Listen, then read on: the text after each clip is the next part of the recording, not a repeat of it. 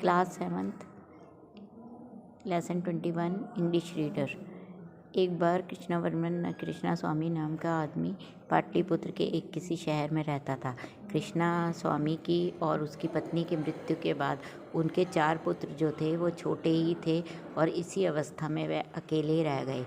और उस समय पे उनके संबंधियों ने उनके साथ चाले चलकर सारी संपत्ति उनकी हड़प ली और वह बच्चे अकेले रह गए। धीरे धीरे जब उनके पास कुछ भी खाने को नहीं था तो वह अपने नाना के यहाँ उन्होंने जाने की सोची और अपने नाना के यहाँ पहुँच गए। वहाँ जाकर उन्हें पता चला कि उनके नाना का स्वर्गवास हो गया है और उनके मामा वगैरह ने उन्हें रख तो लिया, पर यह कार्य कुछ समय तक तो सुचारू रूप से चला, परंतु उसके बाद सबने उनका अनादर करना शुरू कर दिया। उन्हें खाने और कपड़े के लिए भी तरसना पड़ता था, जिसके कारण वह बहुत परेशान हो गए थे।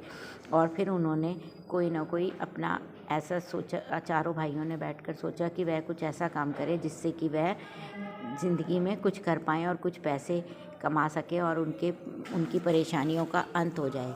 तो अब उन्होंने चारों ने सोचा कि वे 4 दिशा में जाकर कुछ ना कुछ कमाएंगे और कुछ समय बाद एक निश्चित स्थान पर निश्चित समय पे इकट्ठे होंगे।